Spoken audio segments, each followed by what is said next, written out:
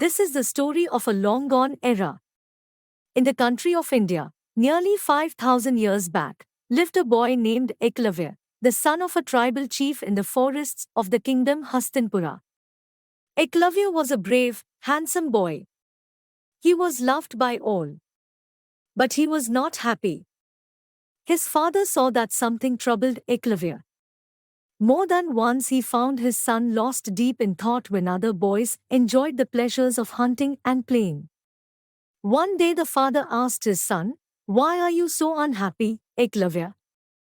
Why don't you join your friends? Why are you not interested in hunting?" "Father, I want to be an archer," replied Eklavya. "I want to become a disciple of the great Dronacharya, the great tutor of archery in Hastinpura. His Gurukul is a magical place where ordinary boys are turned into mighty warriors."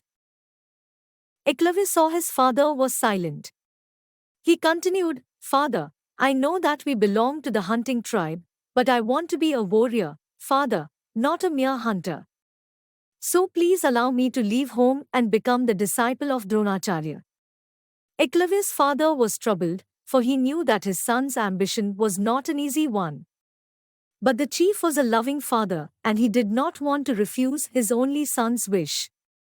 So the kind man gave his blessings and sent his son on his way to Drona's Gurukul. Eklavya set on his way. Soon he reached the part of the forest where Drona taught the princes of Hastinapur. In those days, there was no such system as a school, college, university, or hostel. The only place where one could get some education was a Gurukul. A Gurukul, Guru refers to teacher or master, Kul refers to his domain, from the Sanskrit word Kula, meaning extended family. Is a type of ancient Hindu school in India that is residential in nature with the Shishyas or students and the Guru or teacher living in proximity, many a time within the same house. The Gurukul is the place where the students resided together as equals, irrespective of their social standing. The students learned from the Guru and also helped the Guru in his day-to-day life, including the carrying out of mundane chores such as washing clothes, cooking, etc. The education imparted thus was a wholesome one. Having said this much, let us now return to Eklavya. When the boy reached Dronacharya's Gurukul, he saw that it consisted of a group of huts, surrounded by trees, and an archery yard. The disciples were practicing to shoot arrows with their bows and arrows in the yard. It was an engaging sight. But Eklavya's eyes searched Drona. Where was he? Will he be able to see the man? Without Drona, all his purpose of coming here would be meaningless. But all his worries soon subsided. He did not have to wait for long. There was the man standing near a tree busy instructing a boy, who was none else than the third Pandav prince Arjuna, as Eklavya came to know later. Though Eklavya had never seen Drona before, he put his guess at work. He went near Drona and bowed. The sage was surprised to see a strange boy addressing him. "Who are you?" he asked.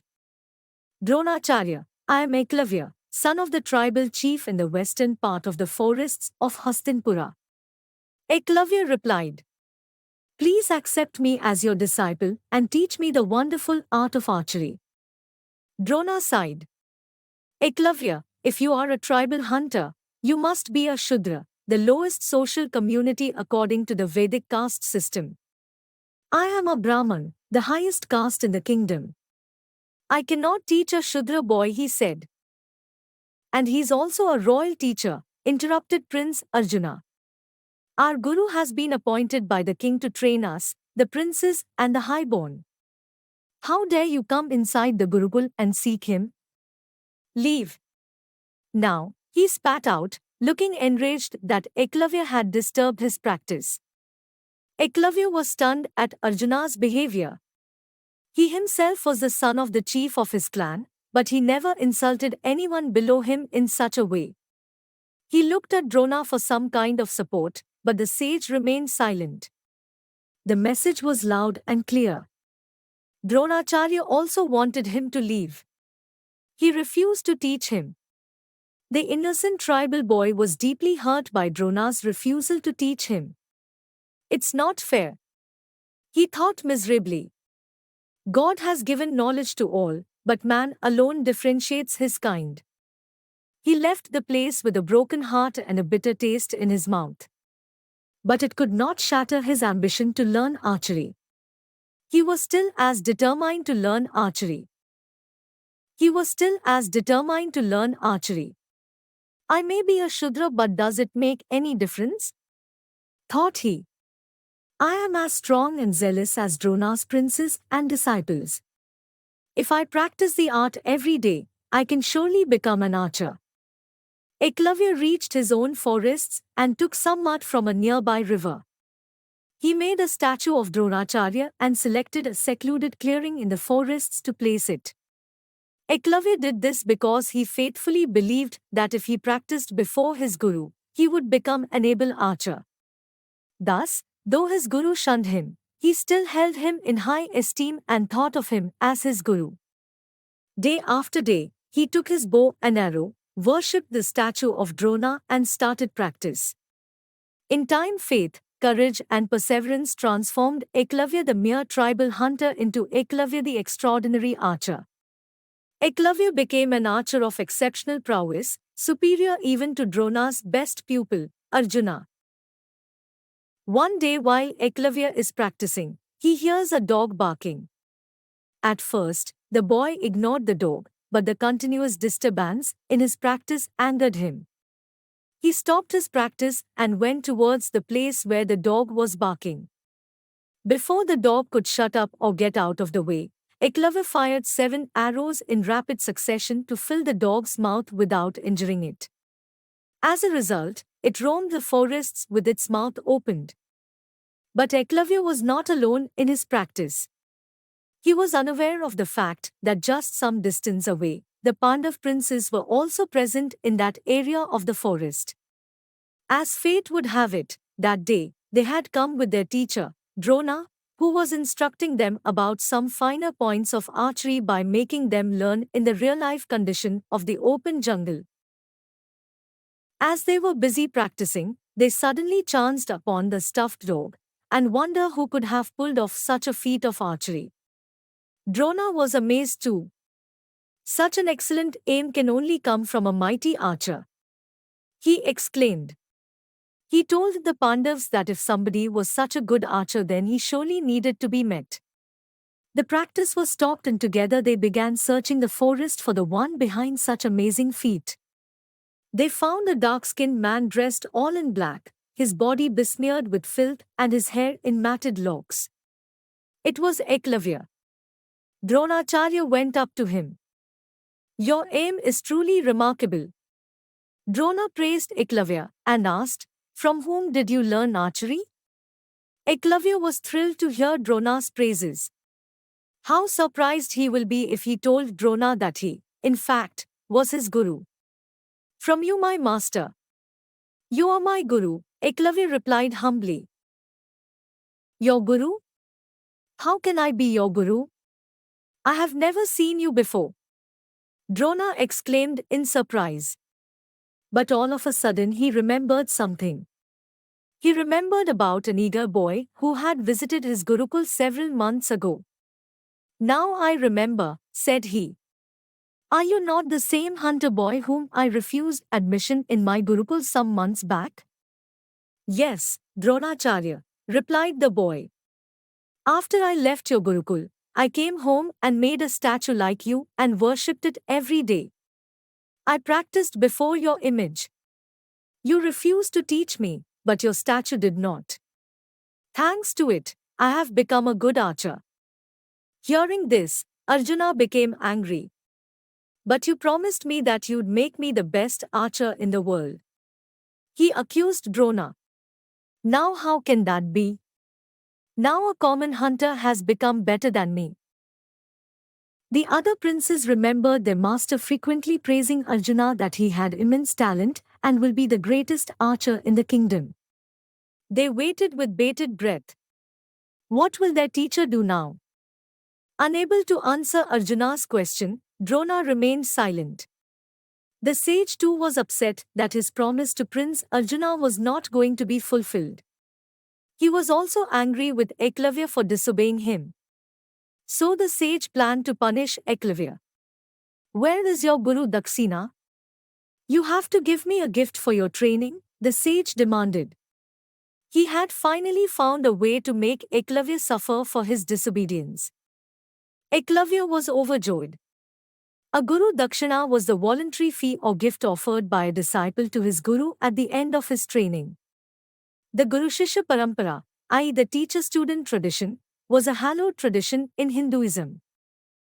At the end of a Shishya's study, the Guru asks for a Guru Dakshina, since a Guru does not take fees.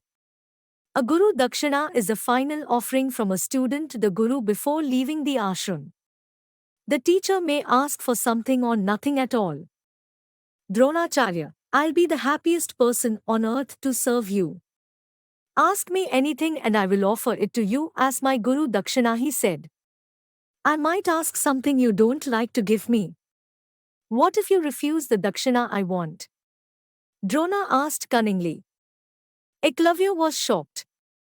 It was considered a grave insult and a great sin if a Guru's Dakshina was refused. "No. How can I, teacher? I am not that ungrateful. I'll never refuse anything you ask," Dronacharya promised the unsuspecting boy. Drona did not wait anymore. "Eklavya, I seek to have your right hand thumb as my Guru Dakshina," he declared. Silence befell on everyone. Everyone was shocked, even Arjuna. He looked at his teacher in horror and disbelief. How could their teacher make such a cruel demand? That too, from a mere boy? For a moment Eklavya stood silent. Without his thumb, he could never shoot arrows again. But the teacher must be satisfied. "Okay, Gurudev, as you wish," said he. Then, without the slightest hesitation, Eklavya drew out his knife and cut his thumb. The prince gasped at Eklavya's act of bravery. But the tribal boy betrayed no signs of pain and held out his severed thumb to Dronacharya. "Here is my Guru Dakshina, Drona," Eklavya said. "I am happy that you have made me your disciple, even if I am a mere Shudra hunter." The sage was humbled. He blessed the young archer for his courage. "Eklavya, even without your thumb, you'll be known as a great archer. I bless you that you will be remembered forever for your loyalty to your Guru," Drona declared and left the forests. He was moved and grieved at his own action. But he was content that his promise to Arjuna was not broken. The gods blessed Eklavya from above.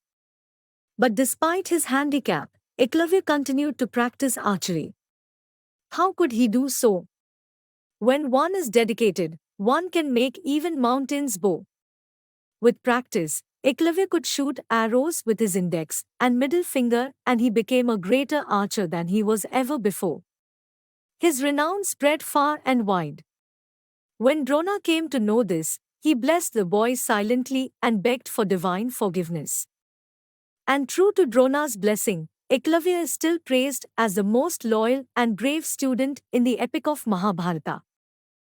Moral: any knowledge teacher gives to student has value in life of a student as he goes on with life. Think from kindergarten till highest level of study you have completed. See what you will be left with if there were no teachers in your life.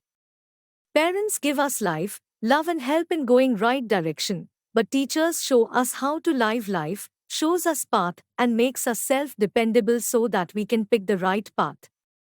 Always respect your teachers, do not value them any lesser than your parents. When student succeeds in studies and life, it's student who always gets praised by people, not the one who gave student a knowledge to success. Teacher's happiness is in student's success, and student should not forget to at least thank politely to the one who made you capable of following journey of life. And if you had learned what your teacher taught you with dedication and respect towards teacher, journey of life always gets comfortable.